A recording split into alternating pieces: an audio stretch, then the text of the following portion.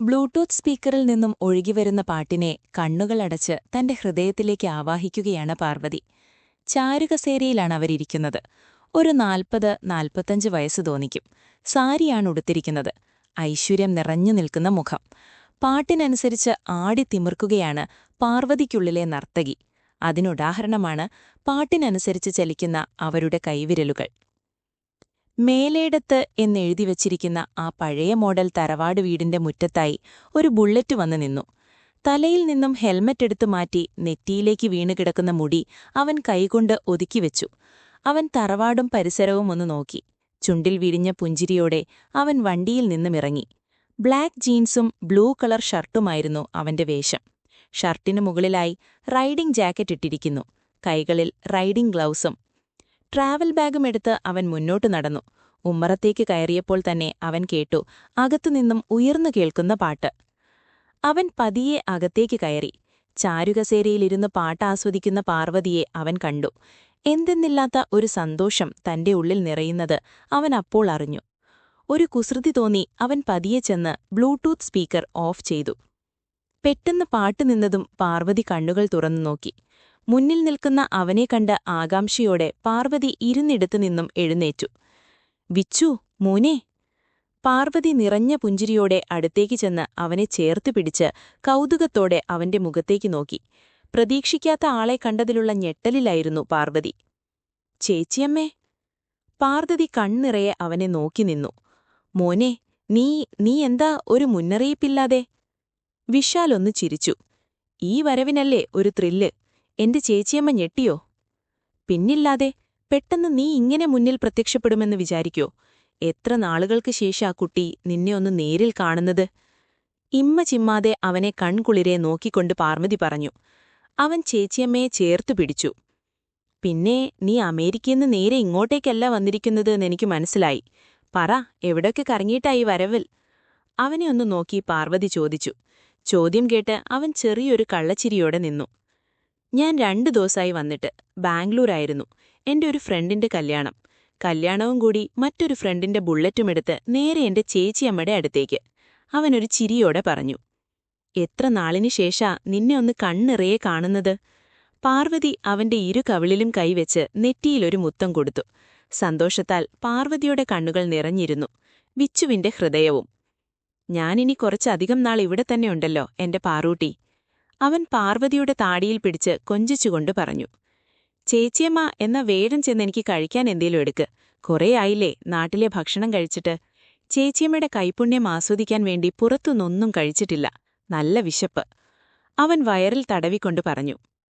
നീ ആദ്യം ചെന്ന് കുഴിക്ക്. ആ യാത്രാക്ഷീണമൊന്നു മാറട്ടെ. അപ്പോഴേക്കും ഭക്ഷണം റെഡി.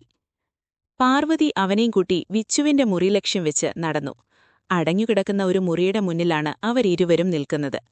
പാർവതി കയ്യിൽ പിടിച്ചിരുന്ന താക്കോൽ ഉപയോഗിച്ച് ആ മുറിയുടെ താള് തുറന്നു. അകത്തേക്ക് കയറിയ വിച്ചു മുറി ആകെ ഒന്ന് വീക്ഷിച്ച് ചേച്ചിയമ്മയെ നോക്കി. 3 വർഷത്തിനു ശേഷം വീണ്ടുമല്ലേ? മുറിയിലേക്ക് നോക്കി ചുറ്റുമൊന്ന് കണോടിച്ചുകൊണ്ട് അവൻ ചേച്ചിയമ്മയോട് പറഞ്ഞു. ഒരു ഓണക്കാലമല്ലേ, ഇന്നലെ കഴിഞ്ഞതുപോലെ. പഴയ ഓർമ്മകൾ പാർവതിയുടെ ഹൃദയത്തിൽ നിറഞ്ഞു.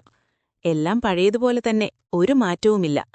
മുറിയിലെ ഓരോ വസ്തുവിലേക്കും അവൻ നോക്കി പറഞ്ഞ് പതിയെ മുന്നോട്ടു നടന്നു. മുറിയിലെ ജനൽപ്പാളി അവൻ പതിയെ തുറന്നതും വിശാലമായ പാടമായിരുന്നു തെളിഞ്ഞുവന്നത്. മുകളിലത്തെ നിലയിലത്തെ മുറിയായതിനാൽ കാണുന്ന കാഴ്ച വളരെയധികം സൗന്ദര്യമുള്ളതായിരുന്നു. താഴത്തെ തൊടിയിൽ നിന്നും പാടത്തുനിന്നും വിശിയടിക്കുന്ന കാറ്റ് ജനൽ വഴി അകത്തേക്ക് കയറി വന്നു. മാസം കൂടുമ്പോൾ അടിച്ചു തുടച്ചു വെക്കും. പിന്നെ നീ വെച്ച സ്ഥാനമൊന്നും ഞാൻ മാറ്റാറുമില്ല. ചേച്ചിയമ്മ അവന്റെ അടുത്തേക്ക് നിന്നു. പിന്നെ ചേച്ചിയമ്മേ, കുളി കുളത്തിലാക്കിയാലോ? എങ്ങനെ, വെള്ളമൊക്കെയുണ്ടോ? കുറച്ചായി നല്ല വെള്ളത്തിലൊന്ന് മുങ്ങിക്കുളിച്ചിട്ട്. നാളുകളായി മനസ്സിൽ അടക്കിപ്പിടിച്ച ഓർമ്മകൾ ഓരോന്നും അവൻ പതിയെ പുറത്തെടുക്കുകയായിരുന്നു ആ നിമിഷം മുതൽ. വെള്ളമൊക്കെയുണ്ട്, കൂടെ ചെറിയ വഴുക്കലും. നീന്തൽ മറന്നിട്ടില്ലല്ലോ നീ? വിച്ചുവിന്റെ കൈയിലേക്ക് ഉടുക്കാനുള്ള കാവിമുണ്ടും തോർത്തും വെച്ചുകൊടുക്കെ പാർവതി ചോദിച്ചു. നീന്തലൊന്നും മറന്നിട്ടില്ല, പേടിക്കാതെ. ഞാൻ വേഗം ചെന്ന് കുളിച്ചിട്ട് വരാം. അവൻ നേരെ മുറിയിൽ നിന്നുമിറങ്ങി കുളത്തിലേക്ക് നടന്നു. പാർവതി അവനു ഭക്ഷണമുണ്ടാക്കാനായി നേരെ അടുക്കളയിലേക്കും. വിശാൽ എന്ന് വിച്ചു. മേലേടത്ത് തറവാട്ടിലെ ഇളയ മകനായ ഡോക്ടർ സത്യദാസിന്റെയും ഭാര്യ രേണുകയുടെയും മൂത്ത മകൻ. വിച്ചുവിന് താഴെ ഒരനിയത്തിയാണുള്ളത്. പേര് ശ്രുതി.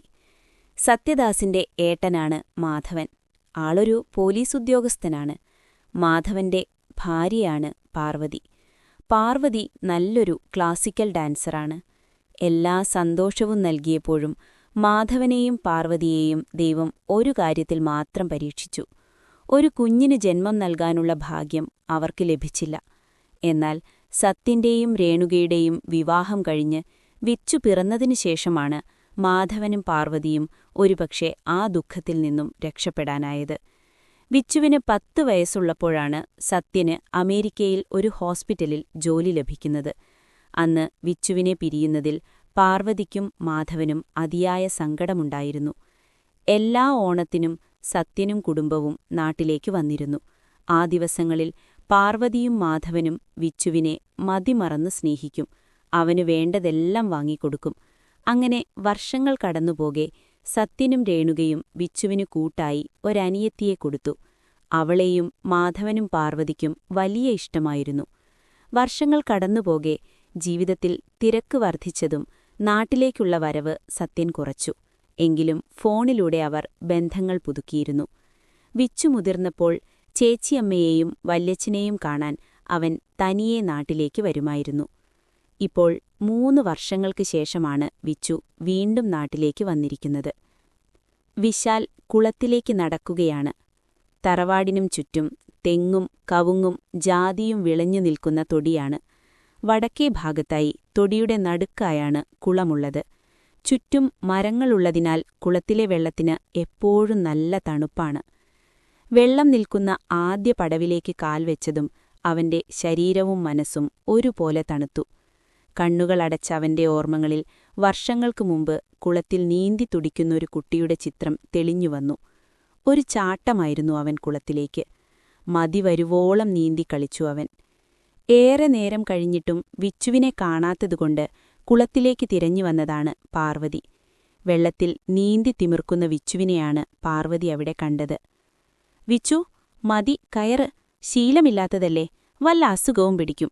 നാളെയും നീന്താലോ.